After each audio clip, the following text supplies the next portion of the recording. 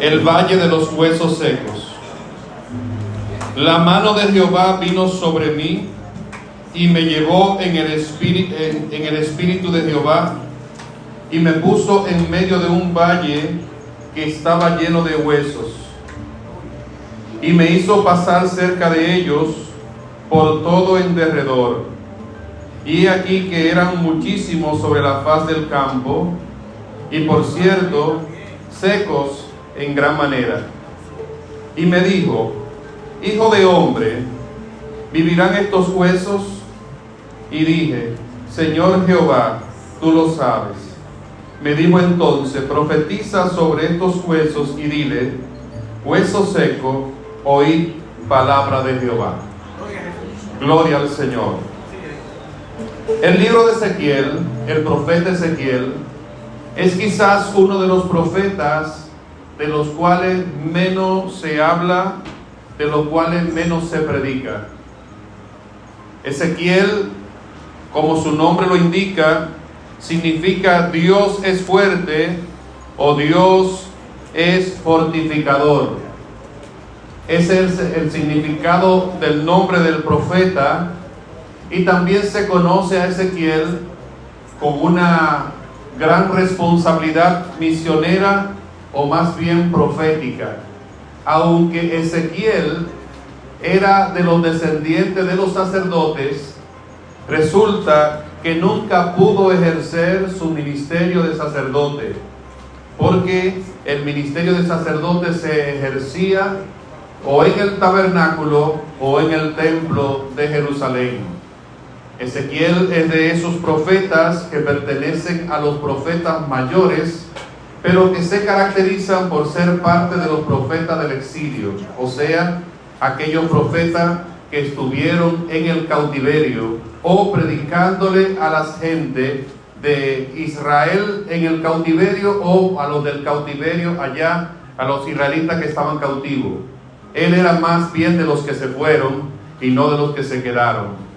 Por lo tanto, aunque era descendiente de los sacerdotes, no pudo ejercer su ministerio de sacerdote, pero nos ilustra grandemente a cualquiera de nosotros que aunque tengamos un llamado tal o un llamado cual, si no podemos ejercerlo por tal o cual razón, seguimos siendo siervos del Señor a su disposición para lo que Él quiera utilizarnos. No era común que un sacerdote fuese profeta, salvo el caso de Samuel, que llegó a ser juez, sacerdote y profeta a la vez, pero de pocos profetas se habla de que también hayan sido de la herencia o de la línea de los sacerdotes. A Ezequiel le tocó una gran responsabilidad por Dios, porque tenía que predicar en el cautiverio. Pero mientras estaba en el cautiverio no era nada de eso, porque llegó joven, no llegó siendo adulto ni tampoco ejerciendo ningún tipo de ministerio. Por lo tanto, tuvo que ser llamado por Dios en el lugar del cautiverio. Nunca lo van a encontrar junto a Daniel, ni a Sadrach, ni Mesach, ni a Abednego, porque le tocó vivir en otra región. No todas las personas que fueron cautivos fueron llevados a la capital, sino que fueron a otras regiones. Y allá en ese lugar sucedió que estaba en una búsqueda, en una meditación con el Señor. Y ese es el primer punto clave para que Dios nos llame a ejercer alguna labor para Él. Que estemos en una profunda búsqueda, en un meditar, en un orar, en un ayunar, en un propósito con el Señor, cualquiera que sea. Cuando Dios quiere utilizar a alguien, es como las personas en su casa. Lo primero que va a utilizar, el primer vaso, la primera opción para poder utilizarse para el agua es lo que están recién fregados. Hay algunos que tienen una gran característica de vaso de lujo, que son de visitas especiales, pero están guardados. Pero cuando usted necesita agua, lo pronto usted agarra el que se fregó hoy mismo, el que acaban de fregar, o el que está boca abajo, el que está limpiecito. Siempre acostumbramos eso, y casi siempre lo que más utilizamos son los baratos. muy difícil que utilicemos una copa, un vaso de cristal, un bien decoradito. Eso se sacan un día cuando se invitan algunas personas especiales, pero allá le damos con todo, con los jarros de vidrio, de plástico, con los jarros de cromado, porque son los que siempre se usan y no se rompen y están ahí al servicio para cualquier cosa. ¿Qué es lo que Dios pide de usted para ser llamado, para ser usado? Que esté siempre presente y que esté siempre limpio y dispuesto para ser utilizado. Una misión le encomendó Dios a Ezequiel y a la vez no solamente a él, sino a todo cristiano. Y él dijo: yo te he puesto por atalaya para la casa de Israel. Por si usted no lo sabía, esa era la función más importante en el pueblo. Atalaya. Porque en aquellos tiempos, para los que no saben lo que es un atalaya, es el vigilante que estaba en la torre principal para divisar hacia la lejanía si algún enemigo se acercaba. Hoy ocurren guerras y es primero bajo negociaciones, bajo ultimátum, bajo sanciones.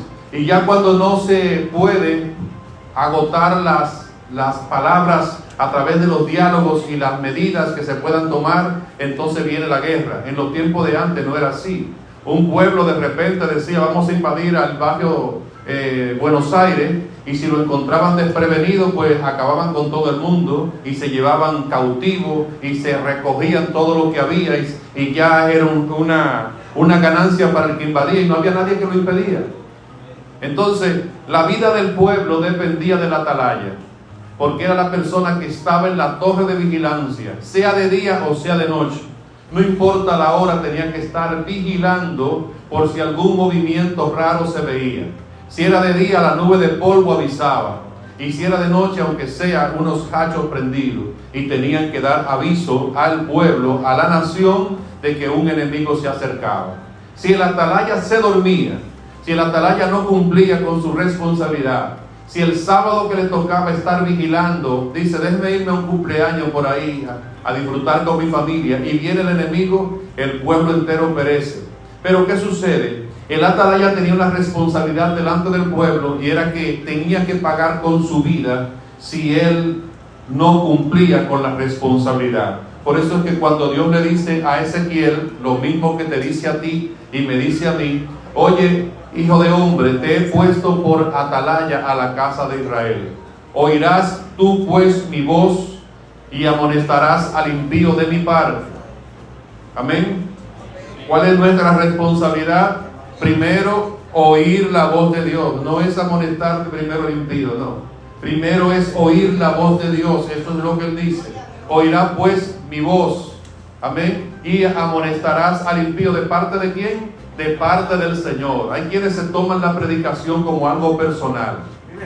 Hay quienes se enojan contra los amigos, como que el amigo tiene alguna culpa o yo tengo algo en contra del amigo. Que el amigo se quiere convertir, amén. Y si no quiere convertirse, pues amén también. Pero no tenemos que ser enemigos, el amigo y yo, si le estoy predicando y él no se quiere convertir. Por el contrario, en lugar de enojo, cuando yo le predico a alguien y no se quiere convertir, lo que debe darme es pena, compasión y más intención de orar por él para que Dios ilumine su vida, para que Dios ablande su corazón, para que Dios le ilumine, para que Dios le convenza, porque lo que da es pena y lástima ver a las personas que aún escuchando el mensaje lo rechazan. Pero Dios dijo: tú pues amonestarás al impío de mi parte. Si yo dijere al impío, de cierto morirá, y ya lo ha dicho, por cuanto todos pecaron y están destituidos de la gloria de Dios, porque la paga del pecado es muerte, más la dádiva de Dios es vida eterna. Ya Dios lo dijo. Entonces, si yo ya dije eso, dice el Señor, y tú no le amonestares a fin de que viva, ¿cuál es el objetivo de amonestar al inconverso?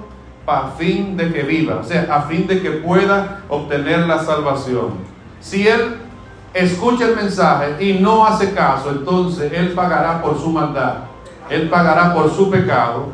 Pero si tú no le amonestaste, yo voy a demandar la sangre del impío, yo la voy a demandar de ti. O sea, si tú hablas, habrás librado tu alma.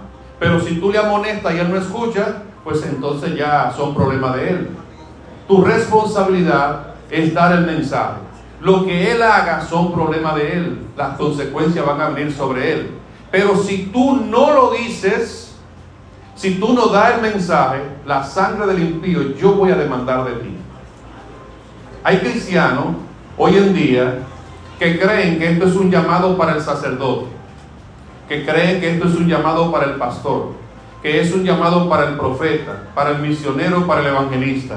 No, hermanos, aquí no hay uno solo en esta iglesia que Dios no lo haya puesto como atalaya a la casa de Israel. Todos hemos sido puestos por el Señor como los que avisamos, como los que apercibimos, como los que amonestamos, como los que decimos el mensaje a la gente para que ellos se aperciban de su mal camino. Quizás no lo ha puesto usted sobre el barrio Libertador completo, ni sobre la iglesia Asamblea de Dios, pero sí lo ha puesto en el lugar donde usted trabaja, sí lo ha puesto en el lugar donde usted estudia, sí lo ha puesto en el vecindario donde usted está, en los centros comerciales donde usted transita. Donde quiera que usted se mueva, usted es el que alerta de parte de Dios. Ese es Ezequiel. Y uno de los mensajes más claros también que presenta Ezequiel, aparte de este, es el famoso mensaje que dice: en aquellos días ya se va a eliminar el refrán que dice: los padres comieron las uvas agrias y los hijos le dio la dentera. El alma que pecare, esa morirá.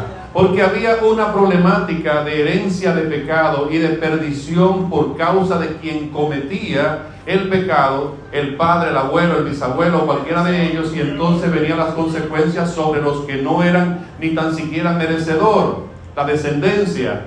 Ya eso se acabó, dice el Señor a través de Ezequiel, que sino que a partir de ese entonces el alma que pecare era responsabilidad de él. Así que nadie venga a culpar a sus padres, que nos encantan hablar de que lo que pasa fue que mis papás no me criaron con esto, no me dieron lo que yo quería, no me supieron las necesidades, me pusieron a rodar. Ya se acabó ese relajo, cada quien va a pagar por sus consecuencias. Alabado sea el Señor.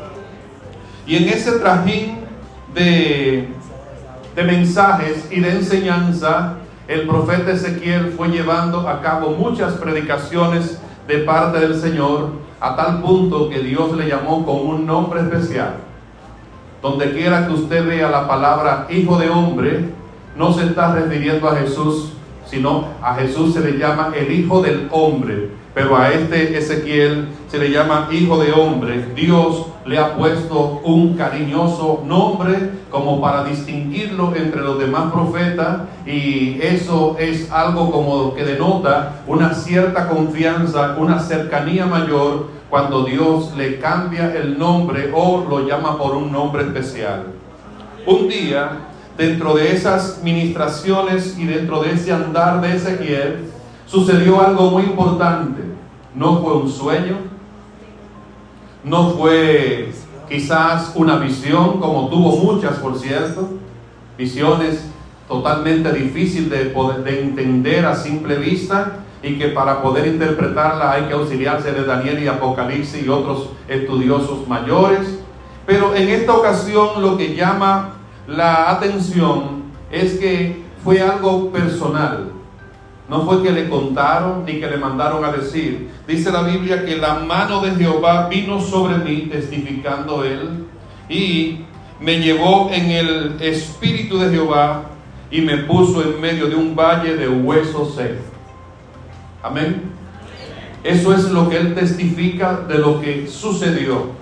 Ese episodio de los huesos secos ha inspirado a cantantes cristianos a componer alabanzas, de tal manera que se ha difundido más ese capítulo a través de las canciones de Julia Javier o de Tanilao Marino, cualquiera de ellos que cantan ese coro, esa alabanza. Se ha popularizado bastante hasta los inconversos acerca de esa porción. Pero tiene un asunto característico interesante, porque esta es de las pocas profecías que hay en la Biblia que tiene un cumplimiento futuro presente y un futuro lejano. Porque ellos están viendo un pasaje bíblico que cada vez que se puede vislumbrar, casi todos los predicadores van a hablar acerca de este pasaje, porque es que se está hablando de un pueblo que está cautivo, y que necesita volver del cautiverio. Ya había sido profetizado por Dios a través de Jeremías que el cautiverio duraría 70 años. Y esos 70 años pasaron y transcurrieron y se cumplió al pie de la letra el tiempo en ese cautiverio. Sin embargo, el pueblo de Israel, la nación de Judá, todo fue prácticamente barrido, y lo único que quedó en esos territorios fueron remanentes, como dicen algunos, retoños. En las 10 tribus se cree que fueron esparcidas, dispersas por completo, de tal manera que a la nación de Israel casi no le quedó gente, y que fueron habitadas por otras personas en esos lugares. Pero la nación de Jerusalén, Judea, ahí sí, los judíos sí quedaron personas en esos lugares. No muchas, pero sí quedaron. Quedó la simiente de David, el retoño. E inclusive se mantenían reyes gobernando bajo la supervisión del imperio asirio babilónico. O sea que no fueron transportados todos, sino que la guerra entre Nabucodonosor, Asiria, Babilonia, contra Jerusalén, Israel, Judea, no fue una guerra de pelea, sino fue una guerra de sumisión. Se tuvieron que rendir y ellos ocuparon la nación. Se llevaron a jóvenes del linaje real, y esos fueron los que fueron cautivos allá en Babilonia. No hubo una masacre tan grande porque muy pocas personas se resistieron ante los ataques babilónicos.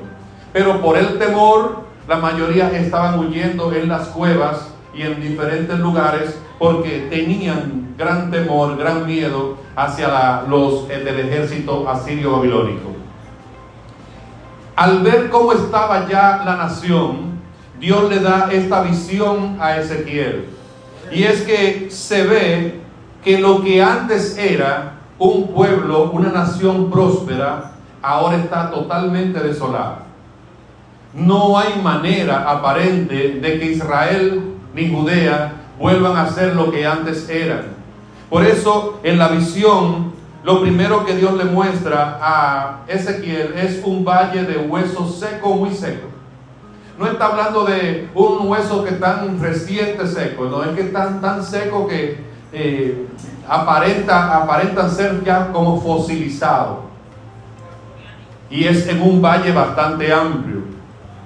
Y le pregunta a Dios a Ezequiel algo muy llamativo, y le dice: hijo de hombre, ¿vivirán estos huesos? Si a mí me hace Dios esa pregunta, lo más seguro es que yo me hubiese apresurado a decir, bueno, pero ¿y cómo van a vivir unos huesos? Al igual que Nicodemo respondería, ¿cómo van a vivir unos huesos que ya eran pertenecientes a seres humanos? Y que ya esos seres humanos hicieron el proceso normal de la muerte. Se separa el espíritu del cuerpo y el alma también. El espíritu va a Dios que lo dio y el cuerpo va a la tierra. Ya no hay manera de que estos huesos puedan vivir. Amén. Sin embargo, el profeta no respondió de esa manera. El profeta respondió con una sabiduría tremenda que dio paso a que la historia continuara. Solo tú, Jehová, lo sabes. Amén. Señor Jehová, solo tú, Señor Jehová, lo sabes. Hermanos, hay situaciones en nuestras vidas que a la corta y a la larga, a lo cerca y a lo lejano, usted y yo no le vemos solución. Hay situaciones que nos pueden acontecer que lo más que usted puede ver a la profundidad es un abismo, un desrisco, va en una pendiente donde no hay manera de frenar. Hay situaciones en la vida, y estoy seguro que muchos la han pasado, que saben que ya de esa posiblemente no salían. Sin embargo, el salmista dice: alzaré mis ojos a los montes, ¿de dónde vendrá mi socorro? Mi socorro viene de Jehová, alabado sea el Señor. Siempre y cuando nosotros tengamos a Dios como nuestro socorro, no como nuestra última alternativa. No, Dios no es la última alternativa. Dios es la primera. Amén. Para los que tienen a Dios como la última alternativa, van a agotar muchos esfuerzos inútiles para poder llegar entonces a la última alternativa, que es Dios. No, yo no cojo ese corte, yo voy para lo seguro. Amén.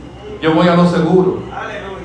Lo seguro es que si me hace falta sal, en lugar de son las 12 de la noche y estoy haciendo algo, yo no voy a ir al Bravo, que todavía no ha cerrado a esa hora, y quizá me encuentre por ahí algunos maleantes. No, mejor le toco la puerta al pastor o la hermana pura, que ahí tiene cabezal. Amén. Me voy a lo seguro siempre. Entonces, la mayoría de nosotros vivimos de fracaso en fracaso porque no nos vamos a lo seguro. La respuesta de Ezequiel fue: solo tú, Jehová, lo sabes. Y verdaderamente que Dios es quien lo sabía.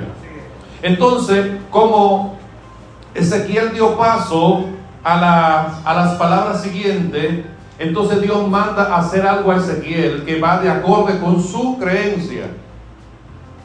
Profetízale a esos huesos. Amén. Profetízale. ¿Qué tú le vas a profetizar?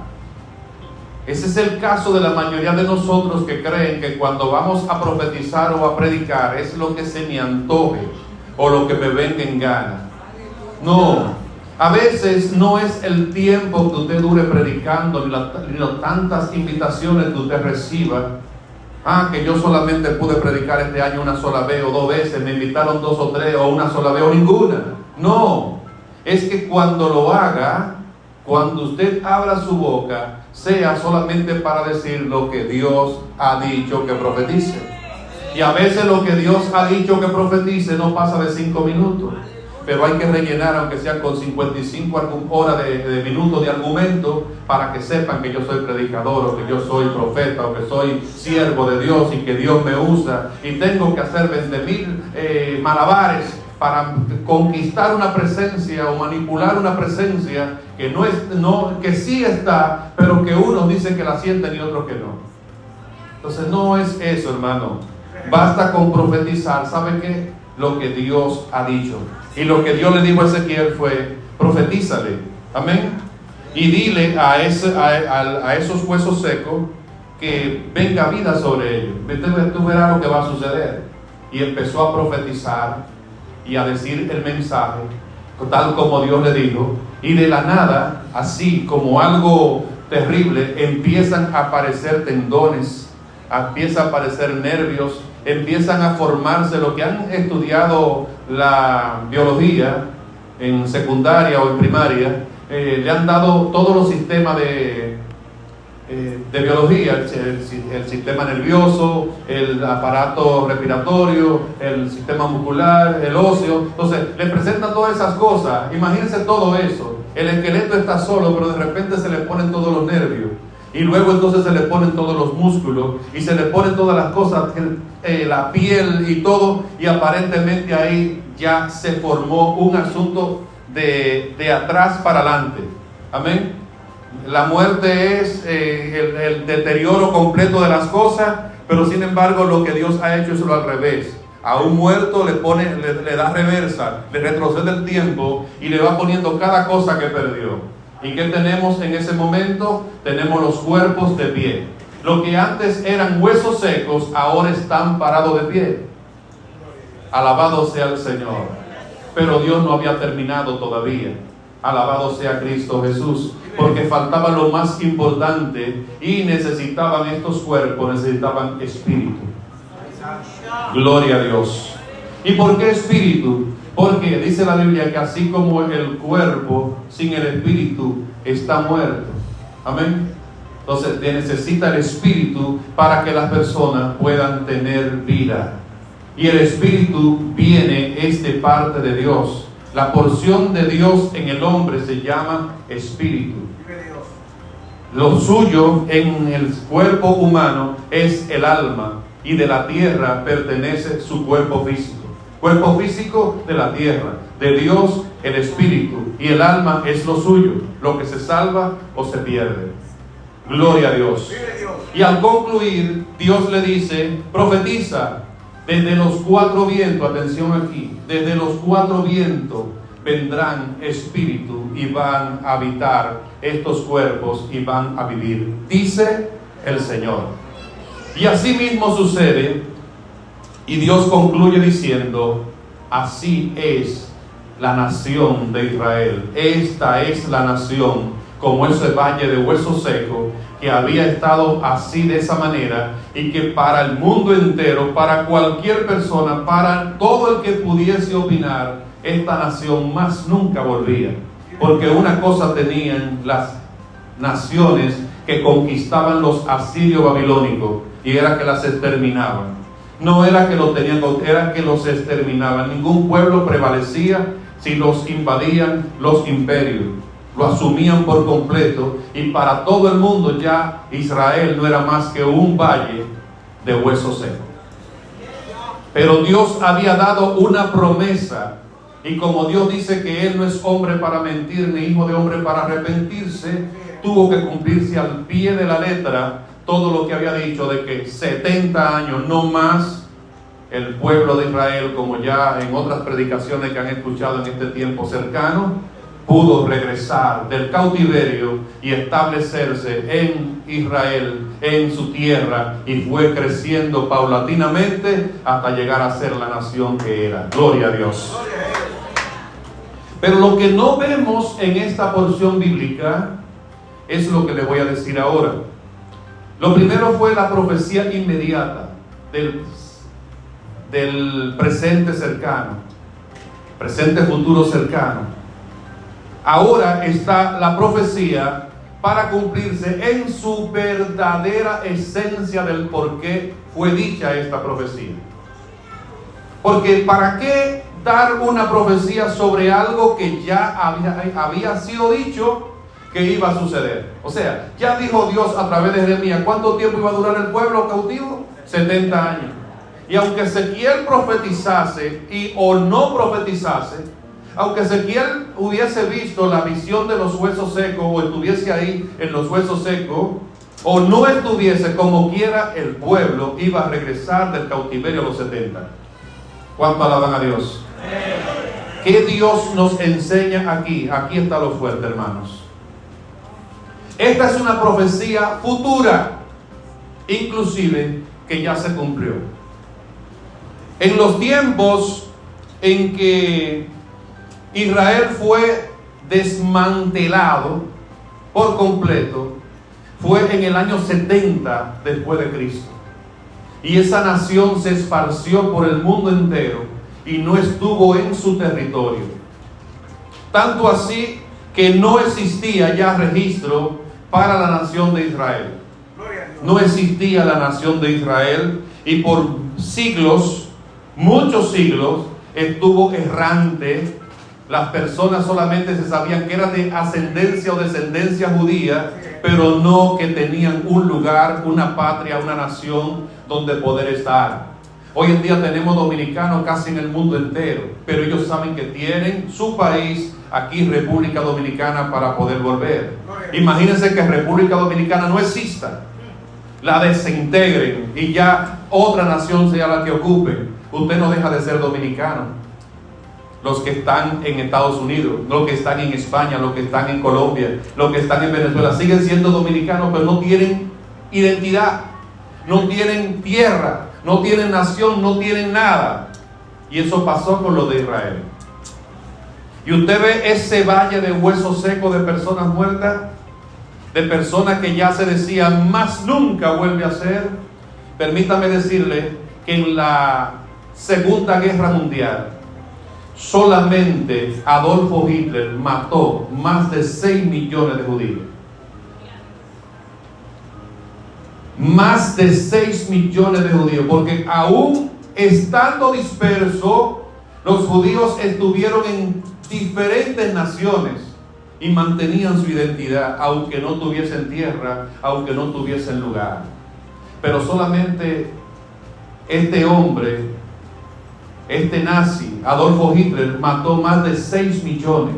Los que han visto los documentales y hasta las películas de cómo agrupaban a estos judíos que parecían en vida calaveras, Los que han visto los documentales, si no lo han visto, vaya a verlo.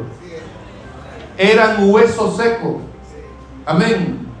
Huesos secos que ni los niños de Etiopía, del África, cuando lanzaron la canción de ayuda, estaban peores que los judíos que estaban allá en Alemania. Alabado sea el Señor. Y con los judíos, todo el mundo hacía lo que le viniera en gana, porque se ensañaban contra el pueblo de Dios y eliminaban todas las personas que fuesen judíos. Hermanos, bajo esa situación, bajo esa circunstancia, no había esperanza. Era como estar en el valle de los huesos secos. Pero ocurrió algo mientras Ezequiel profetizaba. Atención aquí. Profeticé pues como me había sido mandado, y hubo un ruido mientras yo profetizaba, y aquí un temblor. Alabado sea el Señor. Hubo un ruido mientras él profetizaba, y hubo un gran temblor antes de empezar los esqueletos a recibir carne y a recibir tendones y a recibir nervios. Gloria a Dios. La guerra mundial termina en el 1945 con una gran explosión. ¿Oyó? Terminó con una gran explosión, con un gran temblor que produjo ondas de choque alrededor del mundo entero, en una onda expansiva que todo el mundo pudo darse cuenta, aunque no la haya escuchado, la explosión de las bombas de Hiroshima y Nagasaki. Gloria a Dios. Ese gran temblor ocurrió, esa gran explosión ocurrió, y algunas versiones de las traducciones de este pasaje no dicen temblor ni ruido, sino dicen una gran explosión. Y para regresar los israelitas del cautiverio no hubo ninguna explosión. Por lo tanto, la profecía tiene efecto real en los tiempos del 1945, porque para Dios un día es como 1000 años y 1000 años como un día. Por eso, cuando ocurre en el 45, esa onda expansiva que le da la vuelta al mundo, según dicen por ahí, 3 veces, a los 3 años se declara. La ONU, las Naciones Unidas, aprueban el que Israel pueda volver a su tierra. ¿Cuánto alaban al Señor? Gloria al Señor Jesús. La tierra de los israelitas, la que le asignaron, por si usted no lo sabía, fue totalmente desierto.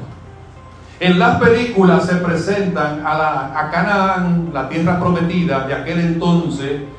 Yo no sé por qué lo hacen. Presentan a los israelitas en un desierto.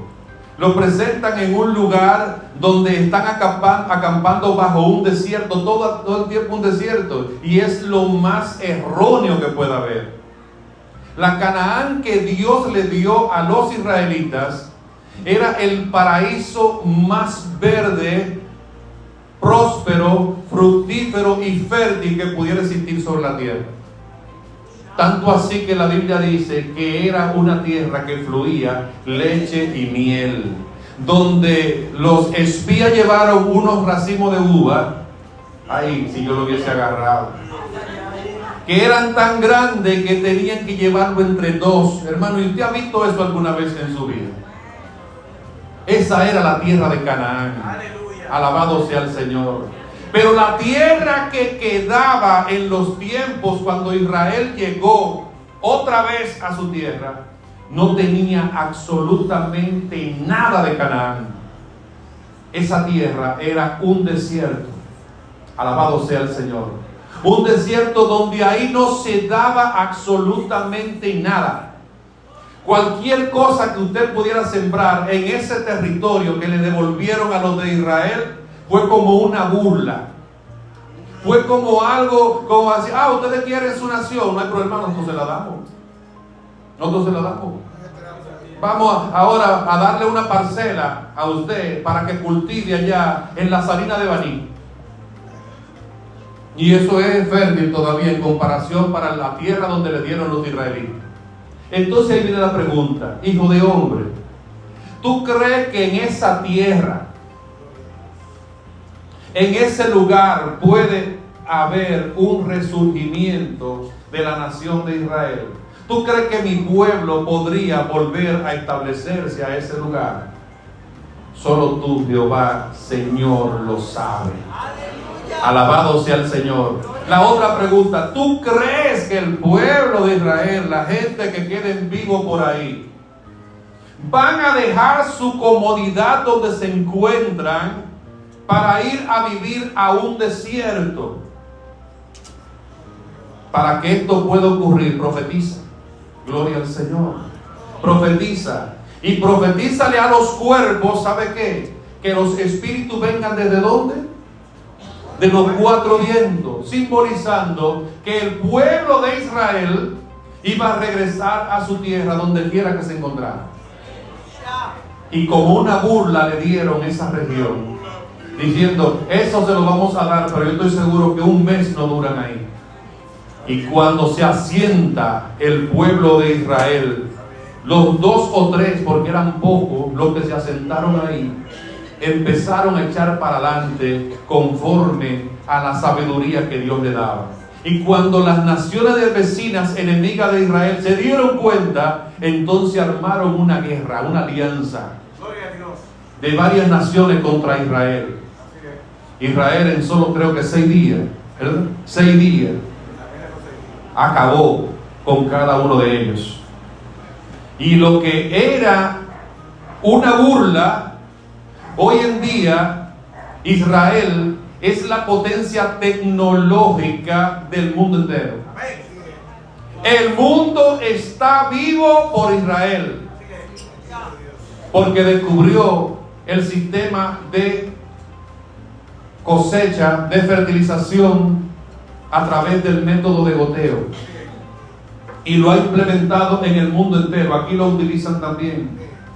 El mundo entero iba a sucumbir, y las plantas de tratamiento de agua, de reutilización de los recursos acuíferos, lo tiene Israel. Israel exporta desde ese desierto las mejores naranjas, las mejores manzanas y cualquier fruto agrícola, cualquier cosa que se dé en el mundo, en Israel se dan, y más grande. Alabado sea el Señor.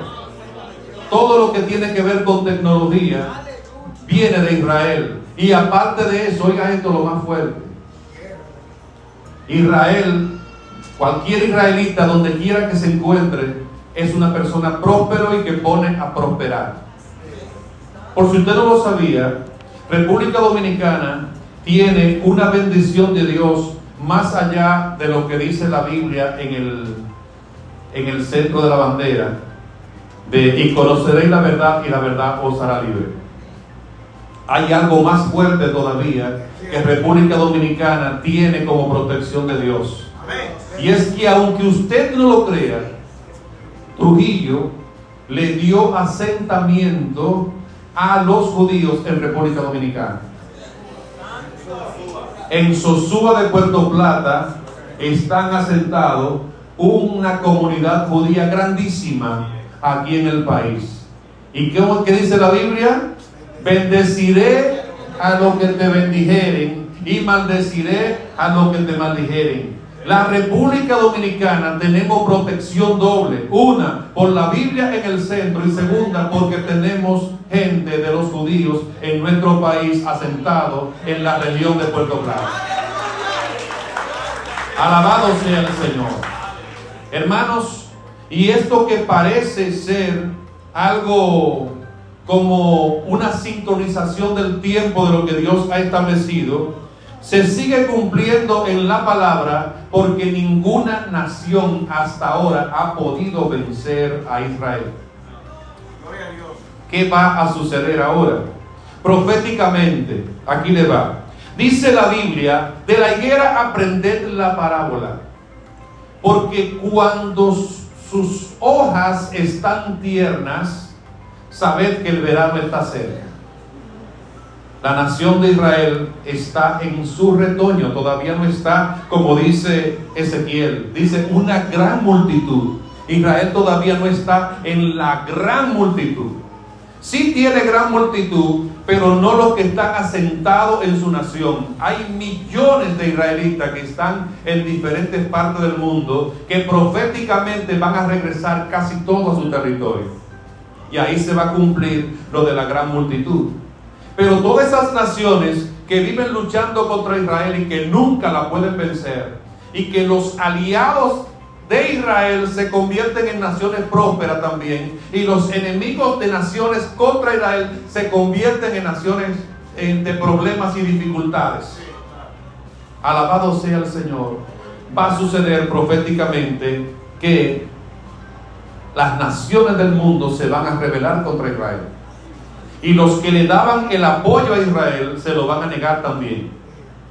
Y cuando esto ocurra, estamos allá cerquitita, faltando segundos para la venida de nuestro Señor Jesucristo. Y no la de el levantamiento ni nada, sino ya la segunda, la próxima. Cuando el mismo Señor, con voz de mando y con toda la trompeta de Dios y todo eso, venga ya con sus millares de ángeles, amén, en la guerra de Armagedón, donde todos creerán que porque ya Estados Unidos, por ejemplo, le niegue el apoyo a Israel, y la ONU y todas las naciones vecinas y aliadas digan ya el mundo entero contra Israel, creen como que van a poder vencer. Y es ahí cuando el mismo Dios, el mismo Señor, va a ser el que va a defender a Israel. ¡Aleluya! Gloria al Señor.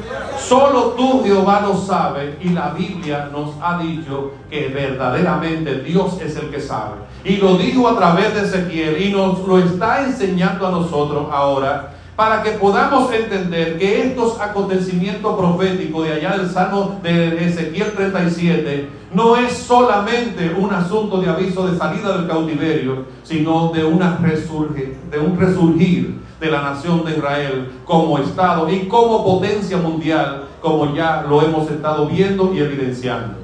¿Qué nos dice esto?